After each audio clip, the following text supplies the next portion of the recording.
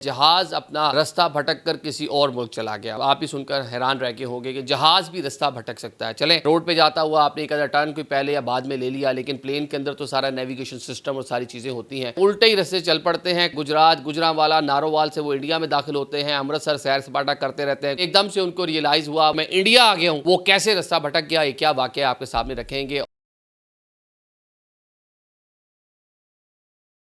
अस्सलाम वालेकुम नाज़रीन, मैं हूं आदिल निज़ामी और आप देख रहे हैं मेरा डिजिटल चैनल। नाज़रीन, आज का व्लॉग एक हैरानकुन वाक़े के हवाले से है। जहाज़ अपना रास्ता भटक कर किसी और मुल्क चला गया। मतलब आप ही सुनकर हैरान रह गए होंगे कि जहाज़ भी रास्ता भटक सकता है। चलें, रोड पे जाता हुआ आपने एक आधा टर्न कोई पहले या बाद में ले लिया, लेकिन प्लेन के अंदर तो सारा नेविगेशन सिस्टम और सारी चीज़ें होती हैं। वो कैसे रास्ता भटक गया, ये क्या वाक़या आपके सामने रखेंगे, और भटकने के बाद कौन से ऐसे चांसेस थे हादसात होने के जो रूनुमा हो सकते थे, और भटक के किस मुल्क में चला गया और वहाँ पे हालात आजकल क्या थे। बड़ी अहम सारी मालूमात है। जनाब, आपको मालूम ही है आजकल मानसून सीज़न का पाकिस्तान में आगाज़ हो चुका है। शहर शहर बारिशें हो रही हैं, तोगयानी हैं, कुछ समहाउ कह लें कि वो अर्बन फ्लडिंग वाली सूरत हाल हम देख रहे हैं। बारिशें बहुत ज़्यादा हो रही हैं। जनाब, ये वाक़या है गुज़िश्ता रोज़ यानी कि जुमेरात सुबह 4 बजे का। वाक़या ये है जनाब कि इस्लामाबाद से एक फ़्लाइट जो एमिरेट्स की फ़्लाइट है, उसने जाना है दुबई के लिए, फ़्लाई करना है। वो फ़्लाइट जो है वो फ़्लाई करती है। उसका रास्ता जो डिटरमिन्ड रास्ता है, जो उसका पाथ है, जो लोग ट्रैवल करते हैं उनको मालूम है यहाँ से वो सीधा जनाब रास्ता कोयटा जो है वो आगे जो है खलीज फार से क्रॉस करके दुबई जाएगी। ये रास्ता अमूमन फ़्लाइट्स इस्तेमाल करती हैं। उसका भी रास्ता यही था। फ़्लाइट का नंबर था जनाब EK715।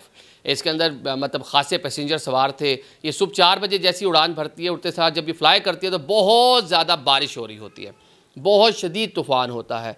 बारिश की वजह से पायलट साहब जो हैं वो रास्ता भूल जाते हैं, और वो रास्ता भूल कर क्या करते हैं, उल्टे ही रास्ते चल पड़ते हैं। कोयटा जा रहा था, वो निकल पड़ते हैं गुजरात, गुजरांवाला, नारोवाल से वो इंडिया में दाखिल होते हैं। अमृतसर सैर सपाटा करते रहते हैं। कुछ 4:25 पे अमृतसर के ऊपर वो घूम रहे थे, और फिर एकदम से उनको रियलाइज़ हुआ, वह उनको जब पहुँच गए कि ये तो मैं गलत बात पे हूँ और ये तो मैं इंडिया आ गया हूँ।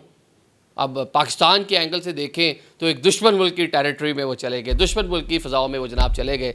और जनाब उनको जब रियलाइज़ हुआ तो फ़ौरी तौर पे बरास्ता कसूर वो वापस पाकिस्तान की फ़ज़ाई हदूद के अंदर वापस आते हैं। 12 मिनट वो इंडियन स्पेस के अंदर रहते हैं, इंडियन फ़ज़ाओं के अंदर रहते हैं, और उसके बाद वापस आके अपना री राउट करते हैं ख़ुद को, अपना जो कह लें कि अपना जो रूट है उसके ऊपर चलकर वो दुबई लैंड कर जाते हैं। अब यहाँ पे कुछ सवालात पैदा होते हैं। वो कुछ सवालात ये हैं कि जनाब कैसे पॉसिबल है। हम तो जो देखते हैं जो नेविगेशन और जो जहाज़ का ख़ुदकार सिस्टम, जो वहाँ पे टेक्नोलॉजी और सारी चीज़ें ऑटो पे लगा होता है सब कुछ। मतलब कि वो कहा जाता है पायलट सो भी जाते हैं, सारी की सारी चीज़ें मतलब ऑटो पे लगा के। तो ये जहाज़ को क्या हो गया, ये कैसे मतलब अपना पाथ जो है वो चेंज कर गया। और एक और सवाल भी पैदा होता है यहाँ पे कि गॉड फॉरबिड आपका एक मुतय्यन रास्ता था, आपके लिए एक मखसूस जो है कह रहे हैं कि पाथ मौजूद था जिसके ऊपर आपने जाना था। जब आप फ़्लाइट पाथ से अपने हटते हैं तो आप नए किसी रास्ते पे जा रहे हैं, तो गॉड फॉरबिड आपको कुछ ना कुछ हादसा भी हो सकता है, क्योंकि वहाँ आपका रूट ही मुतय्यन नहीं है जहाँ पे आप एक बेहंगम तरीके से जा रहे हैं।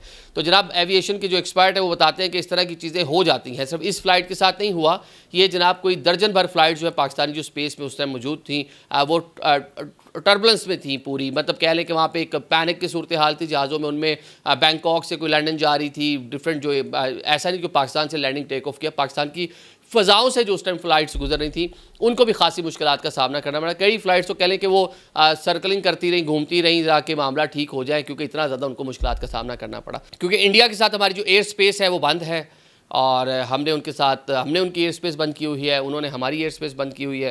तो यहाँ पे एक क्वेश्चन ये भी है कि जनाब कैसे मतलब उस मुल्क में चले गए जहाँ की एयर स्पेस बंद थी। तो जनाब जो एयर स्पेस हमने एक दूसरे के लिए बंद की हुई है, हमने एक दूसरे के जहाज़ों के लिए एयर स्पेस बंद की हुई है। जो इंटरनेशनल कैरियर्स हैं, एमिरेट्स है, इतिहाद है, कतर है, सऊदी एयरलाइंस है, ब्रिटिश है, अमेरिकन एयरवेज़ है, मतलब गर्ज के जितने भी आप नाम ले लें उनके लिए बंद नहीं है।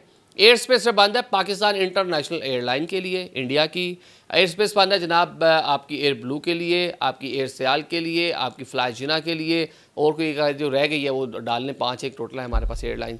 अच्छा, और ऑन द अदर साइड उनकी जो है वो विटारा है, या उनकी जनाब जी इंडिगो है, या उनकी जनाब एयर इंडिया है, उनके लिए हमने बंद की हुई है। ऐसा नहीं है कि सारी बिल्कुल ही एयर स्पेस बंद है, तो वो कोई इशू नहीं है। और ये जो लोग बता रहे हैं वो कहते हैं, ये आप अगर इसके देखें तो बहुत से विजुअल्स आपने देखे होंगे दुनिया भर के कई एयरपोर्ट्स के ऊपर कि जब इस तरह बहुत ज़्यादा तूफ़ान हो, बहुत ज़्यादा आंधी हो, तो जहाज़ों को लैंडिंग टेक ऑफ में भी मुश्किलात होती हैं। इसी तरह जब फ़ज़ा में होते हैं तो वहाँ भी मुश्किलात आ जाती हैं, क्योंकि जहाज़ ने अभी बिल्कुल टेक ऑफ किया था और ये भी बिल्कुल इसने फ्लाई किया था 4 बजे, और इसको मतलब मालूम ही नहीं पड़ा कि इतना ज़्यादा कह लें कि मतलब सूरत हाल बन गई कि उसको पता ही नहीं चला। अब मैं इसमें एक थोड़ा सा अपना एक एक्सपीरियंस बताता हूँ। हमने एक बार, मैं पहले ही बता चुका हूँ, हमने एक बार जनाब लॉस वेगस अमेरिका से न्यूयॉर्क के लिए हमने फ़्लाई किया। न्यूयॉर्क के साथ है लिबर्टी इंटरनेशनल एयरपोर्ट है, वो जर्सी में आता है, न्यूयॉर्क उसकी जगह का नाम है।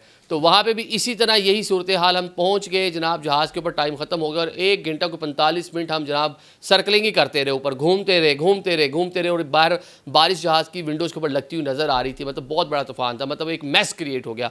जब हमने लैंड कर लिया, लैंड करने के बाद आप यकीन नहीं करेंगे 2 घंटे तक जहाज़ टैक्सी करता रहा। मतलब 2 घंटे तक उसको आगे जाने की जगह नहीं मिली और रनवे के ऊपर साइड पे खड़ा रहा। तो इस तरह के वाक़यात होते रहते हैं दुनिया भर में, लेकिन कह लें कि भटक कर एक दूसरे मुल्क चले जाना, इसमें थोड़ी इंटरेस्टिंग ये सूरत हाल थी। Thank you so much.